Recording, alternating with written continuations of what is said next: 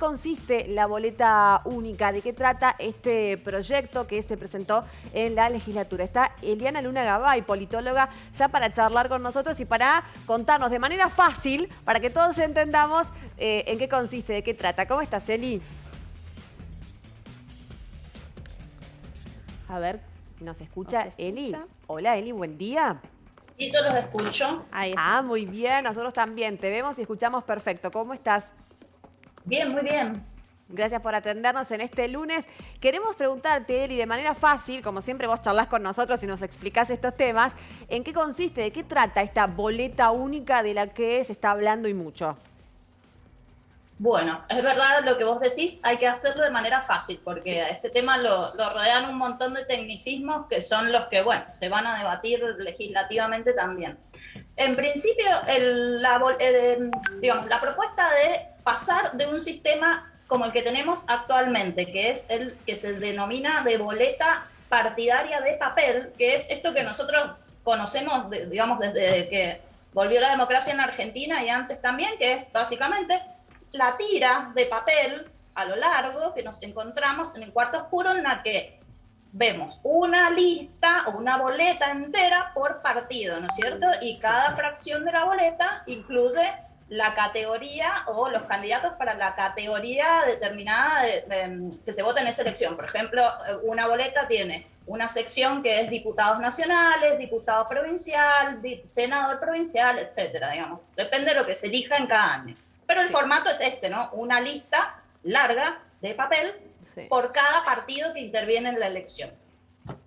Contrapropuesta, ¿cómo es la boleta única? Bueno, en lugar de tener una lista por cada partido, tenemos una gran boleta, dependiendo obviamente de la cantidad de partidos en cada elección, pero básicamente una gran boleta en la que listados consecutivamente se encuentran todos los partidos que competirían en la elección. Y en las columnas, lo que equivale, digamos, antes eran los pedacitos de la boleta, en este caso va a ser en un solo papel, distintas columnas, se enuncian los candidatos para cada cargo que se disputa en esa elección. No sé si se entendió, porque la verdad es que es fácil la explicación, pero digamos, pasa de, buscamos reemplazar un sistema de montones de boletas partidarias por un solo papel que reúna en definitiva toda la oferta electoral de una elección. Sí. Y a su vez, dentro del modelo de boleta única existen, podríamos decir, dos grandes modelos, que son uno grande, que va a tener todo lo que se elige en una elección, es decir, todos los partidos más todos los cargos, o bien un modelo como el que se implementa en la provincia de Santa Fe, que es una boleta por cada categoría de cargo. Entonces, yo voy a tener una boleta grande para gobernador, por ejemplo, donde tengo listados a todos los partidos, otra boleta grande para diputados, donde están todos los partidos, etc. Esos son los dos grandes modelos. En la provincia de Mendoza lo que se está discutiendo aprobar es el modelo, el primero que mencioné, que es el que utiliza la provincia de Córdoba, es decir, un gran papel con toda la oferta electoral contenida en ese papel. Hasta ahí, digamos, esas son las características del modelo que pretende aprobarse legislativamente en Mendoza, que bueno, si esto prospera, muy probablemente esta semana ya esté en tratamiento legislativo. Eliana, ¿y eso implica la reforma de la Constitución? No, de ninguna manera. Lo que se pretende reformar es el Código Electoral Provincial, que es la Ley 2551, que es la que, bueno, se modifica consecutivamente cada vez que se quiere introducir algún cambio en nuestro régimen electoral, con lo cual no se necesita, digamos, ni mayorías especiales, ni aprobación tampoco a partir de un referéndum. Pero estaba ligado, Eliana, inicialmente, estaba ligado a la reforma de la Constitución. En las propuestas de reforma constitucional, como se incluye un paquete amplio de cosas, bueno, también siempre se debate de alguna manera el tema electoral, pero no es necesario modificar la Constitución para cambiar el modelo de boleta que utilizamos. Dos preguntas Bien. tengo, Eliana. Buen día, ¿cómo estás? La primera, con la gran cantidad de candidatos que hubo en las PASO anteriores, por ejemplo, que cada partido tiene todas las boletas y demás, ¿es factible desde lo técnico, digo, imprimir todo junto en una sola boleta? O en las PASO se tiene, en el caso de que haya muchos candidatos, se tendería a quizás utilizar otra manera?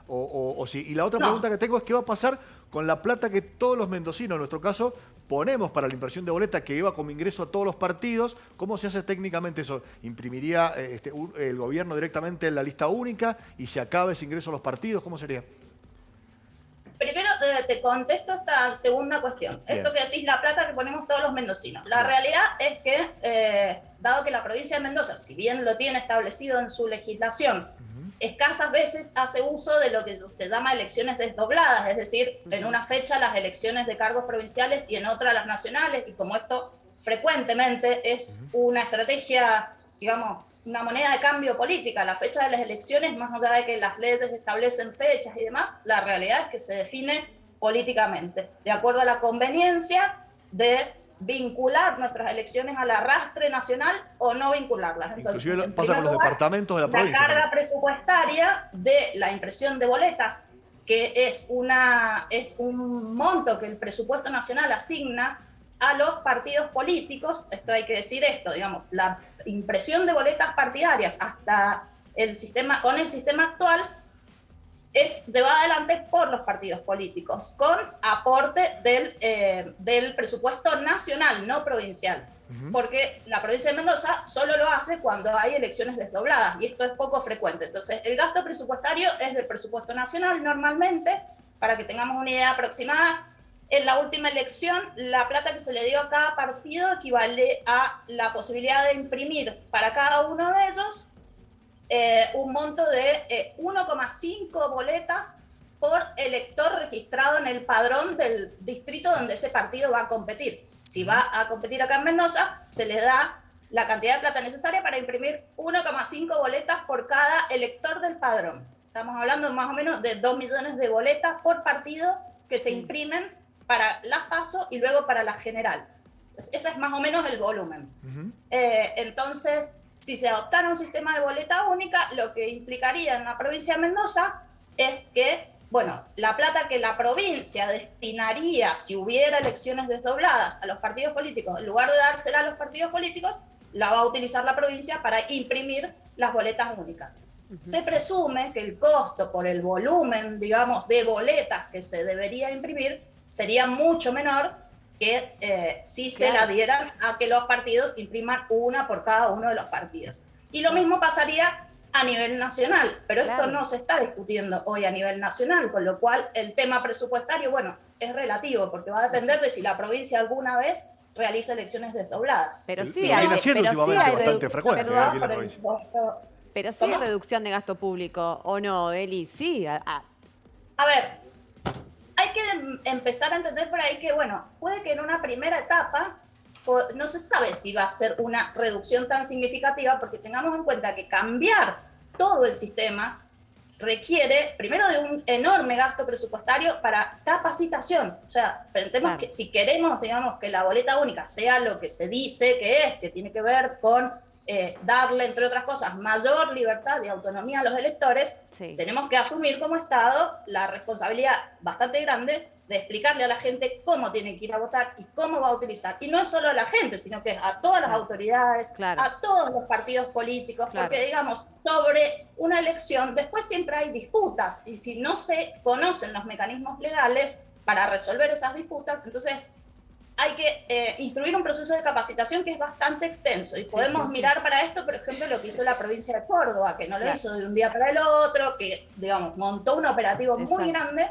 para que, llegado el día de la elección, se logre el objetivo principal, que es que no sea puesto en duda el resultado de la elección, porque las boletas también nos sirven para esto, no solo para elegir, sino para dar garantías sobre que lo que elegimos es lo que finalmente después vemos representado en los órganos que constituimos a través de nuestra elección. Ya quiero ir a las ventajas. Aguardame, Eri. Sí, la segunda, no, pero es eso, la otra pregunta, ¿cuál era? No, en realidad, bueno, tenía que ver con eso y me quedan, a ver, he escuchado comentarios. La otra me faltó. Esa, faltó la otra. Responde Eri, así luego completa, No me acuerdo cuál era la otra, me fui de tema. Claro, la otra cuál era. Hiciste dos preguntas. La primera ya contestó. La cuestión, la otra. La primera era la de costos y la otra era que si era factible con la gran cantidad de candidatos que hay en las PASO imprimir una gran boleta. Porque yo me imagino, con todo lo que hemos tenido, digo, claro, es un sabanón, ¿no? Es factible, de hecho ya se ha hecho, como decimos, en 2 provincias. Esto se viene aplicando desde el 2011, en Córdoba y en Santa Fe, con distinta modalidad, pero es factible. Obviamente que la dimensión de la boleta va a ser muy... Va a ser muy larga. Claro.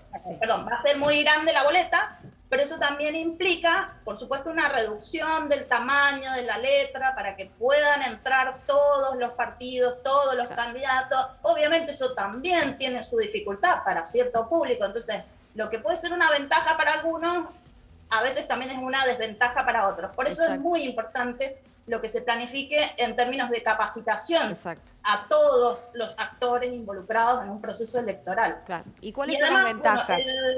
Perdón, y voy a una aclaración que voy a hacer porque esto también se utiliza en otras provincias, que es como justamente la dimensión de la boleta hace que el tamaño de la letra sea muy pequeño.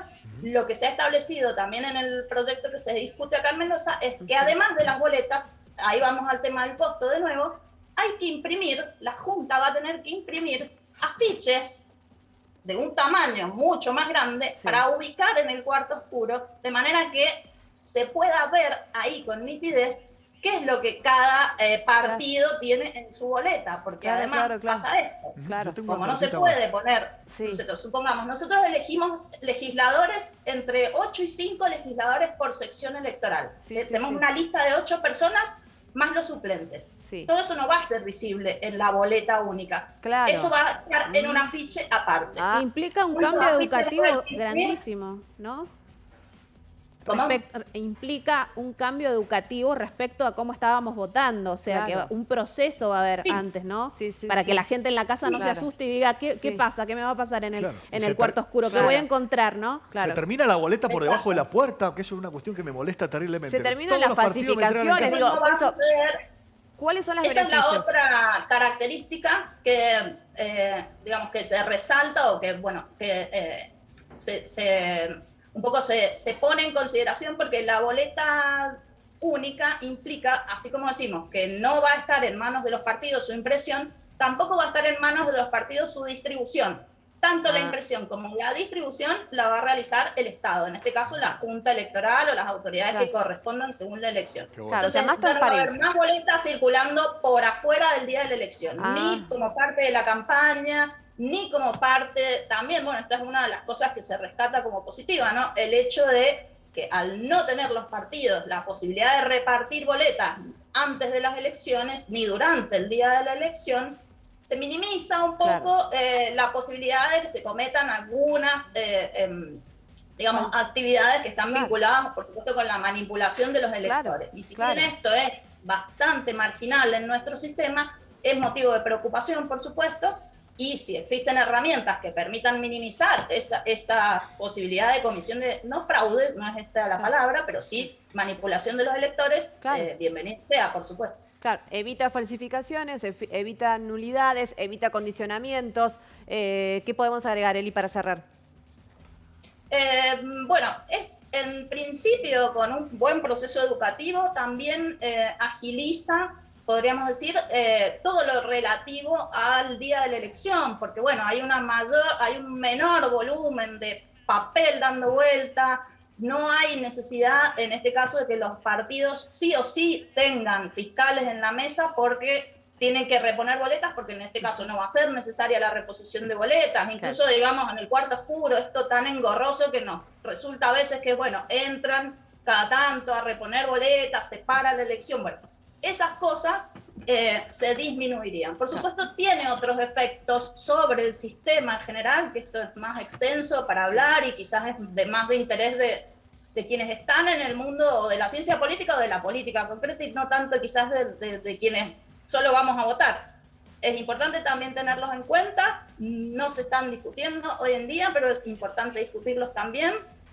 Así es que todo, si quieren lo dejamos para otro momento. No, claro, lo dejamos para la próxima vez que charlemos, porque esto va a dar varios capítulos. Da para más capítulos, sí. Va a ser un poquito más extenso, más largo. Te agradecemos, Eli, este contacto, te enviamos un cariño grande y gracias por aclararnos un poquito más sobre la boleta única. Gracias.